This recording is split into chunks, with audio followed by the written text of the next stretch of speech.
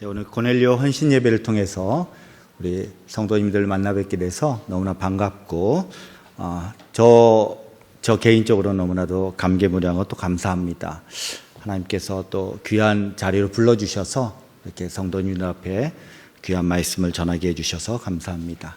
우리 인생무상이라는 말이 있습니다. 한자 뜻 그대로 해석하면 사람인 날생, 없을무, 항상상으로 사람의 생명이 유한하다라는 말입니다. 이 말은 인생은 변화가 심해서 아무 보장이 없다라는 말로 인생의 덧없음을 표현할 때 자주 사용하는 말입니다. 그런데 우리는 살면서 인생무상이라는 이 말을 자주 실감하게 됩니다. 특히 가까운 사람이 예기치 못한 불행을 겪거나 또 허무하게 죽음을 맞이하는 것을 볼 때에 인생무상이라는 이 말이 더욱더 우리에게 다가옵니다.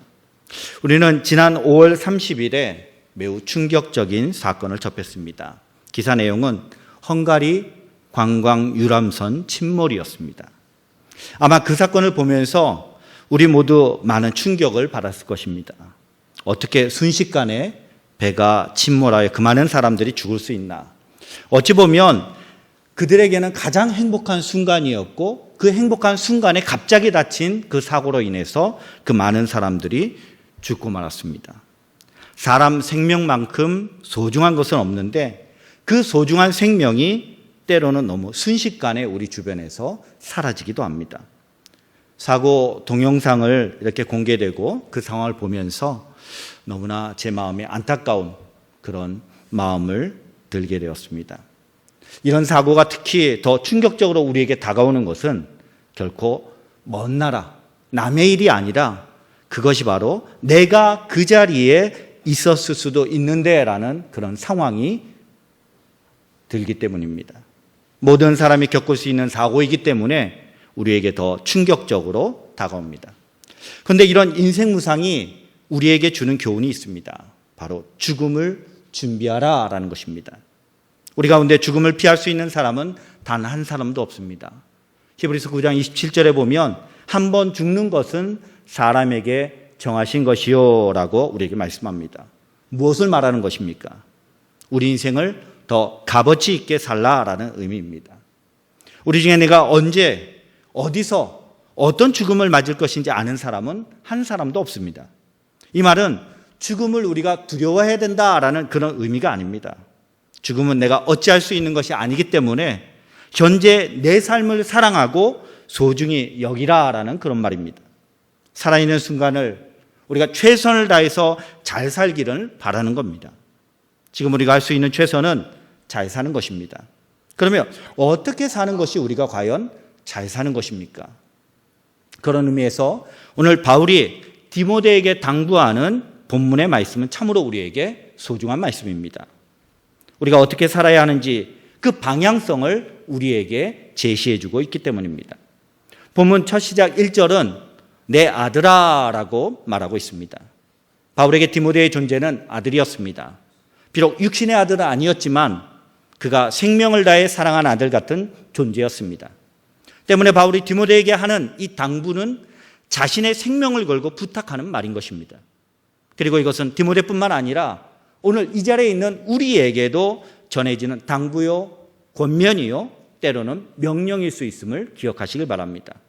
바울은 오늘 본문을 통해 디모데에게 그리고 성도인 우리에게 어떻게 살라라고 권면하고 있습니까?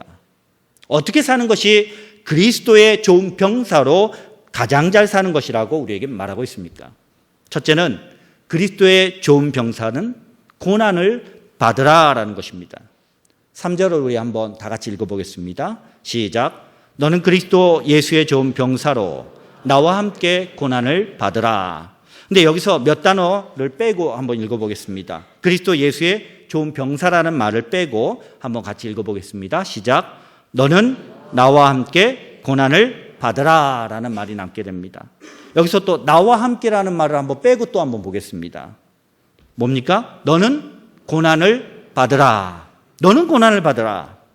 우리는 이 본문을 보면 그리스도의 좋은 병사가 되어야지 하는 이 부분만 집중적으로 우리가 다가오게 됩니다. 하지만 그리스도의 좋은 병사가 된다라는 것이 어떤 의미인지 바로 이 말에서 그 의미를 분명하게 우리에게 말하고 있습니다. 뭡니까? 너는 고난을 받으라는 겁니다. 여러분, 이 말이 아버지가 자식에게 주는 당부로 적합해 보입니까?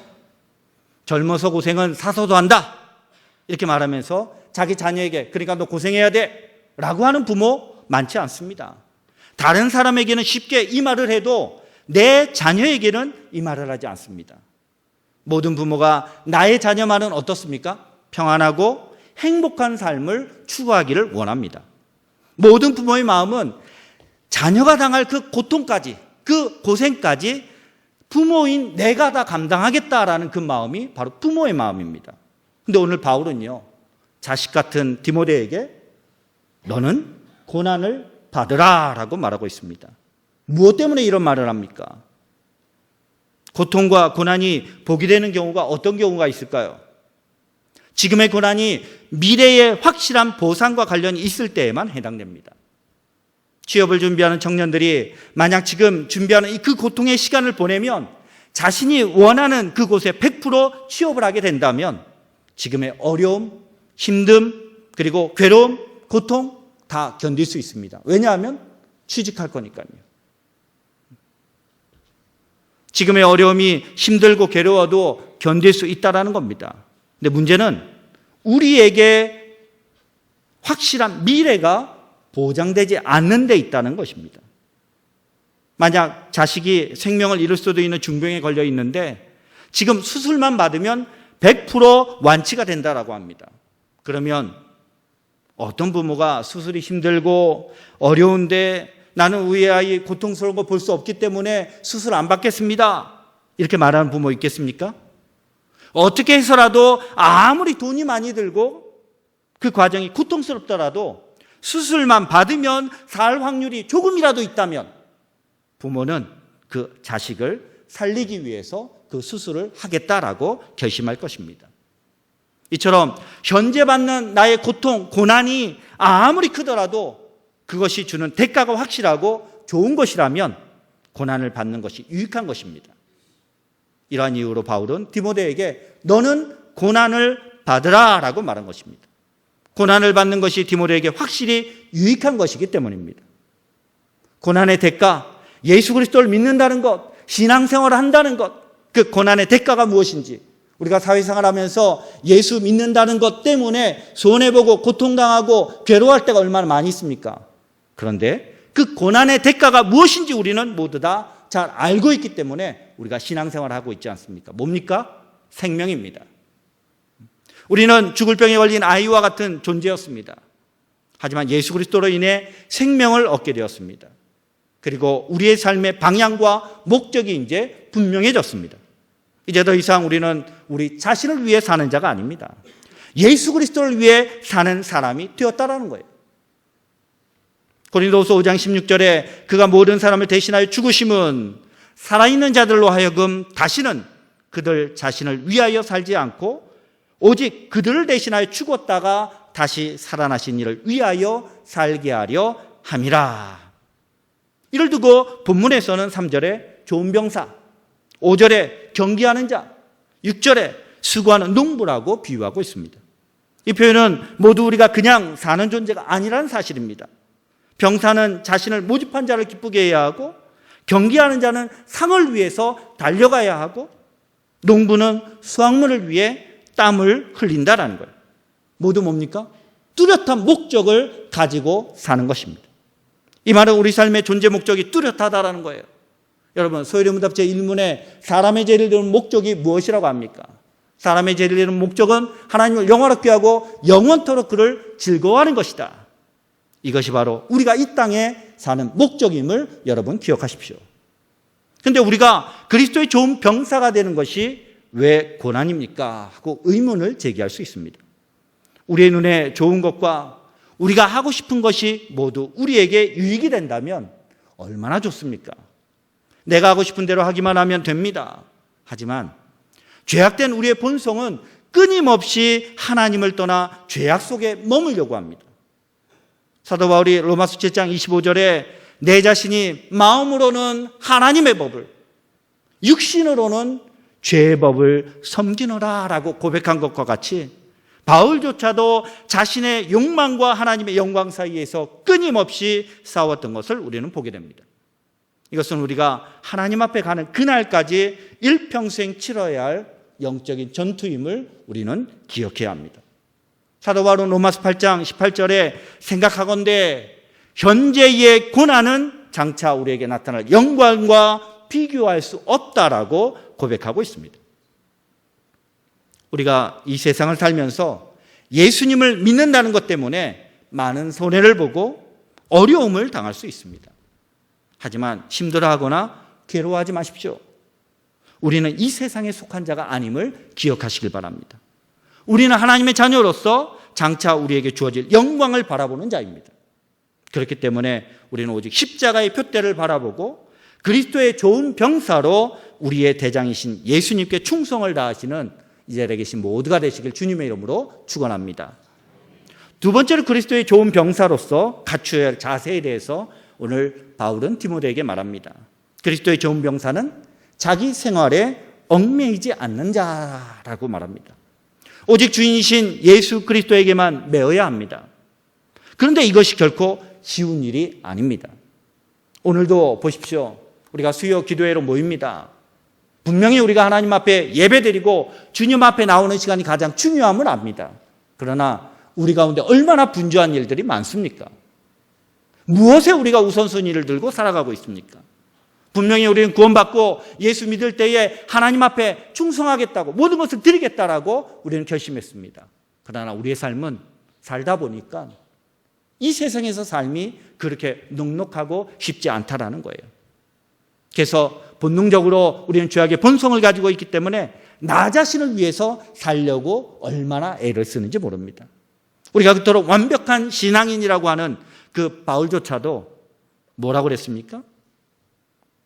마음으로는 하나님의 법을, 육신으로는 세상의 그 정욕에 매여 있다라고 그는 고백하고 있지 않습니까? 자기 생활에 얽매이지 않는 것이 어떤 것입니까? 그 어려움이 어떤지 우리는 너무나도 잘 알고 있습니다. 예를 들면 오늘 고넬료 헌신 예배니까요. 우리 여성도님들 용서해 주십시오. 국방의 의무에 대해서 잠깐 얘기하려고 합니다.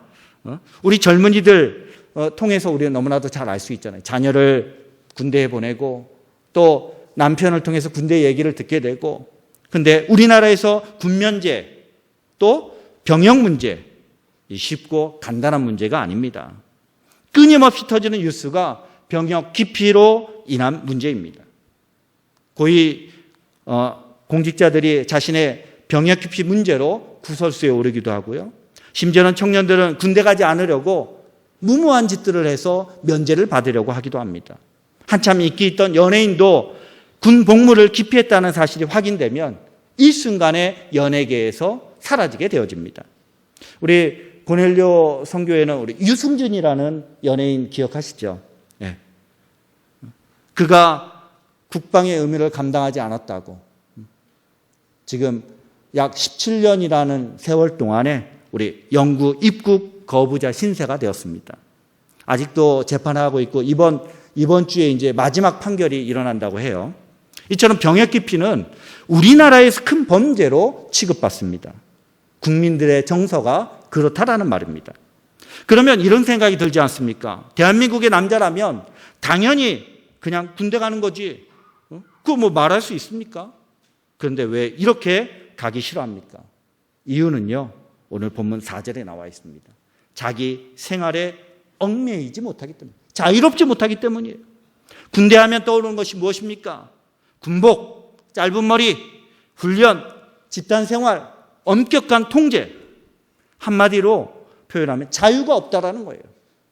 내가 좋아하는 옷을 입을 자유, 내가 먹고 싶은 것을 먹을 자유, 언제든 쉬고 싶을 때 쉴 수 있는 자유, 자고 싶을 때 잘 수 있는 자유. 심지어는 마음대로 훈련 기간 중에는 화장실도 갈 수 없습니다. 하고 싶지 않지만 무조건 정해진 규칙대로, 정해진 방식대로 생활해야 합니다. 군인에게 훈련은 일상입니다. 언제든 싸울 수 있도록 몸과 정신이 무장되어야 합니다. 때문에 밥 먹고 하는 주된 일상이 훈련입니다. 그러나 요즘 청년들에게 군대와 같은 획일적인 삶을 그것도 2년이나 지내야 한다라는 것은 얼마나 힘들겠습니까? 사람은 누구나 내가 원하는 대로 살고 싶은데 내 맘대로 하지 못하니 얼마나 괴롭겠습니까? 지금 이 자리에 있는 고넬료 우리 여러분 대부분은 군대에 다녀오셨을 겁니다. 여러분에게 한번 묻겠습니다. 다시 군대 가라면 가시겠습니까? 저는 제대하고 한동안 재입대하는 악몽을 막 꿨어요. 얼마나 괴로운지 몰라요. 막 잡으러 오는 거예요, 저를. 그리고 군대를 끌고 가는 거예요. 군 생활이 얼마나 힘들고 괴로웠으면 그렇겠습니까? 어떤 분들은 그래요. 추억이라고요? 다 지난 과거이고 다시 안 가도 되니까 그렇지 다시 가라면 아마 상상만 해도 괴롭지 않습니까? 군 생활이 어찌 보면 2년이라는 비록 짧은 시간일 수 있지만 그 시간이 평생처럼 여겨질 정도로 괴로운 시간이었습니다.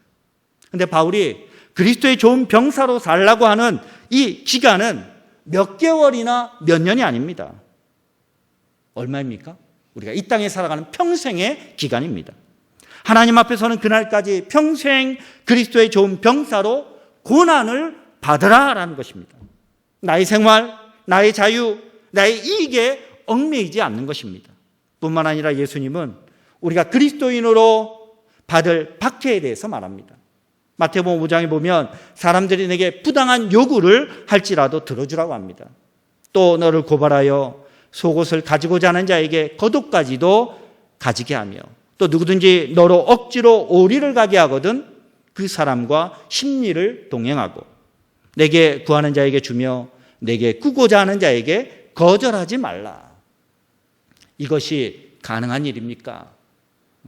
죄인된 우리의 속성으로는 절대 불가능한 것입니다. 때문에 되게 어려운 것을 하기 위해서는 무엇이 필요합니까? 훈련이 필요합니다. 우리 교회는 바로 훈련소입니다. 이곳에서 하나님의 말씀으로 우리가 훈련을 받고 그리스도인으로 우리가 세상에 나가는 겁니다. 그래서 매주일 예배를 드리고 나면 축도를 통해서 파송을 하는 겁니다. 나가서 주의 복음을 들고 그리스도의 좋은 병사로 나아가라라고 파송하는 겁니다. 내 생활, 내 이익에 매이지 않고 예수 그리스도에게 매여 복음을 위해 사는 훈련이 우리에게 필요하다라는 겁니다. 그런데 이러한 훈련은요, 내 힘으로 할 수 있는 것이 아닙니다. 그래서 바울은 8절에 디모데에게 이렇게 말합니다. 그리스도를 기억하라라고 명령하고 있습니다. 여러분, 사도 바울은 우리가 그리스도의 좋은 병사로 잘 살 수 있는 방법은 자기 생활에 얽매이지 않아야 하는데 그렇게 살기 위해서는 예수 그리스도를 기억해야 한다라고 우리에게 말하고 있어요. 여러분, 결코 내 힘으로 내 선행으로 예수 그리스도의 좋은 병사가 될 수 없습니다. 내가 그리스도의 좋은 병사가 될 수 있는 힘의 원천은 오직 예수 그리스도입니다. 죽은 자 가운데서 다시 살아나신 예수 그리스도를 기억할 때 우리는 예수님이 걸어가신 그 길을 따라가는 그리스도의 좋은 병사가 될 수 있습니다. 오늘 고넬료 헌신 예배를 통해 우리가 누구인지 확실히 알고 우리의 눈이 세상을 바라보는 삶이었다면 오늘 이후로는 예수 그리스도만을 바라보는 삶으로 나의 모든 일에 최우선을 어디에다 마칩니까? 예수 그리스도 하나님께 맡기는 그러한 모든 성도님들 되시길 주님의 이름으로 축원합니다. 마지막으로 그리스도의 좋은 병사는요, 모집한 자를 기쁘게 해야 합니다. 4절에 이는 병사로 모집한 자를 기쁘게 하려 함이라. 누가 우리를 부르셨습니까? 부르신 하나님께서 우리에게 무엇을 주셨습니까? 구원을 베풀어 주신 하나님께서 우리에게 무엇을 하라고 우리에게 명하셨습니까? 구원을 베풀어 주신 주님, 그 주님이 예수 그리스도의 십자가의 사랑을 우리에게 전하라고 우리에게 요구하시는 것이 무엇입니까? 이 땅의 모든 죄인들이 복음을 듣고 구원을 받아 우리가 섬길 분이 누구인 줄 알게 하라는 것입니다.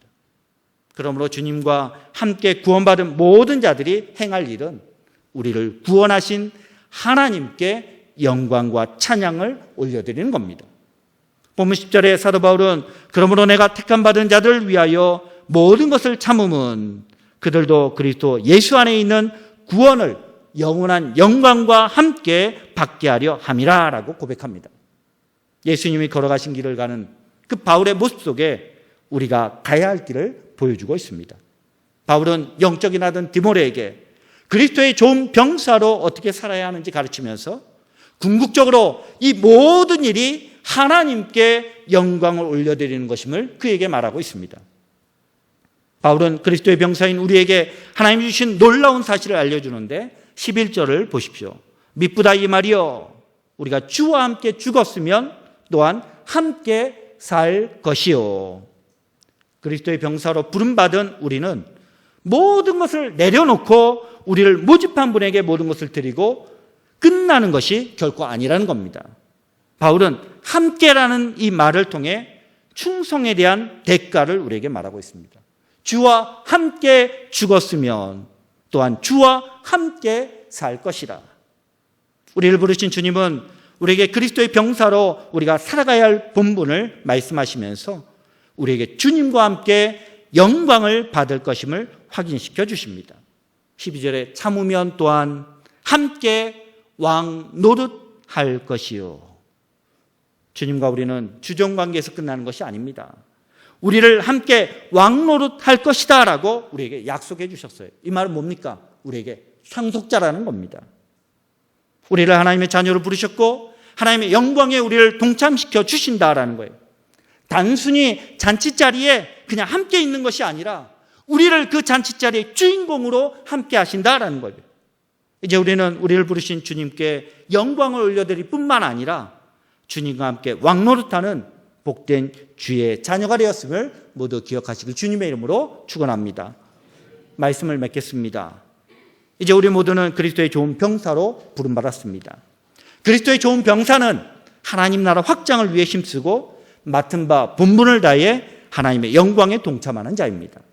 하나님은 우리에게 함께 그의 영광에 동참할 뿐만 아니라 함께 우리를 왕노릇할 것이다 라고 우리에게 약속해 주셨습니다. 장차 우리에게 올 영광의 면류관을 위해 현재의 어려움과 그 고통을 견디고 우리와 함께 하시는 예수 그리스도를 바라보시길 바랍니다.